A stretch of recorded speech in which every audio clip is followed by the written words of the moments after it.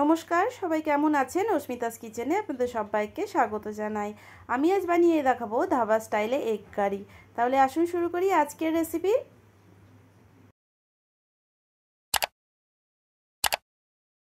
6টা সেদ্ধ ডিম নিয়েছি। ডিমটা একদম হার্ড বয়েল করেছি। এবার একটা ফর্কের সাহায্যে এইভাবে গুলোতে ছিদ্র করে নেব। এতে করে রান্না করার সময় সমস্ত মশলা, নুন সব কিছুই ভেতরে চলে যাবে। হয়ে গেলে অন্যদিকে গ্যাস ওভেনে একটা কড়াই বসিয়ে দিয়েছি। কড়াইয়ে দিয়ে দেব 1 টেবিল স্পুন রিফাইন্ড অয়েল। তেলটা গরম হয়ে গেলে এর মধ্যে দিয়ে দেব নুন, হলুদ আর লঙ্কা গুঁড়ো। খুব সামান্য পরিমাণেই দিয়েছি। স্প্যাচুলা দিয়ে একটু নেড়ে নিলাম। এবার সেদ্ধ করে রাখা ডিমগুলো এর মধ্যে দিয়ে দিচ্ছি। এইভাবে ডিমগুলোকে ভাজলে কড়াইয়ের মধ্যে লেগেও যায় না, আবার এর কালারটাও বেশ সুন্দর আসে। 2 থেকে 3 মিনিট সময় নিয়ে মিডিয়াম ফ্লেমে ডিমগুলোকে ভেজে নেব।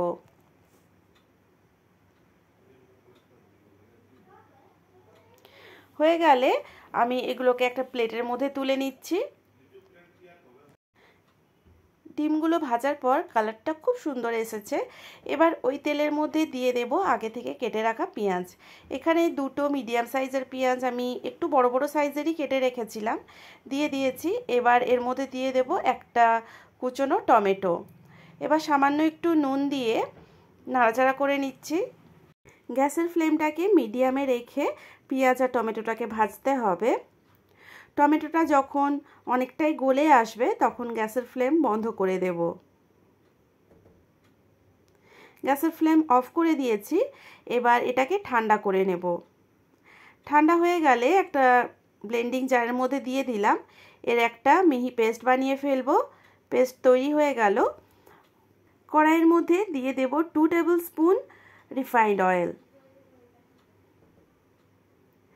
তেলটা বেশ ভালো মতো গরম হয়ে গেলে এর মধ্যে দিয়ে দেব 1 টিস্পুন গোটা জিরে, 2টো এলাচ, সামান্য একটু দারুচিনি, আর দিয়ে দেব একটা তেজপাতা আর 2টো শুকনো লঙ্কা।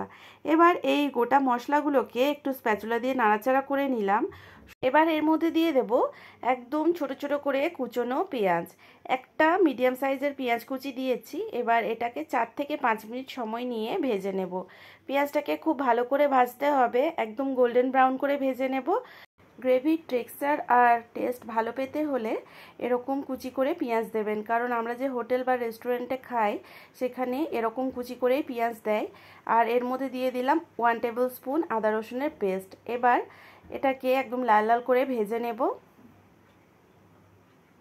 এর মধ্যে দিয়ে দিলাম 1 টিস্পুন হলুদ গুঁড়ো, 1 টিস্পুন কাশ্মীরি লঙ্কার গুঁড়ো, 1 টিস্পুন ধনে গুঁড়ো, 1 টিস্পুন জিরে গুঁড়ো।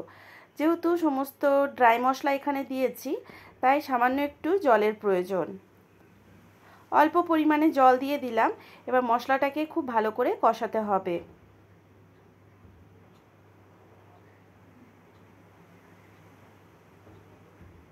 মশলাটা বেশ ভালো মতো কষানো হয়ে এসেছে, তেল ছাড়তে শুরু করেছে। এবার এর মধ্যে দিয়ে দেব আগে থেকে পেস্ট করে রাখা মশলা।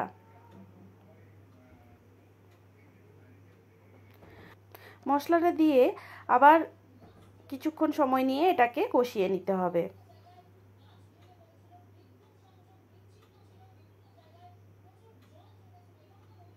মশলাটা কষাতে কষাতে এর মধ্যে সামান্য একটু জল দিয়ে দিতে হবে। মিক্সিং জারটা ধুয়ে রাখা জল আমি এখানে অ্যাড করেছি। এবার ঢাকা দিয়ে 4 থেকে 5 মিনিট সময় নিয়ে লো ফ্লেমে মশলাটাকে হতে দেব। 5 মিনিট হয়ে গেছে, ঢাকা খুলে নিয়েছি। মশলাটাকে আবার একটু কষিয়ে নিচ্ছি।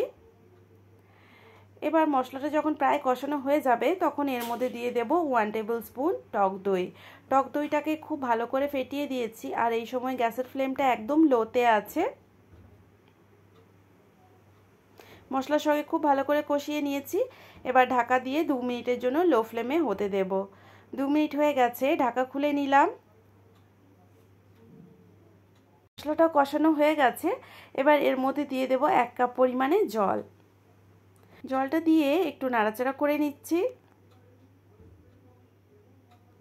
গ্রেভিটা ফুটে উঠলে এর মধ্যে আগে থেকে ভেজে রাখা ডিমগুলো দিয়ে দিচ্ছি। হয়ে গেছে। এবার 1 টিস্পুন গরম মশলা গুঁড়ো ছড়িয়ে দিলাম। দিয়ে দিচ্ছি খুব সামান্য পরিমাণে চিনি টেস্টটাকে ব্যালেন্স করার জন্য। ঢাকা দিয়ে 5 থেকে 6 মিনিটের জন্য লো ফ্লেমে হতে দেব। হয়ে গেছে, ঢাকা খুলে নিলাম। এবার স্প্যাচুলা দিয়ে একটু নাড়াচাড়া করে নিচ্ছি।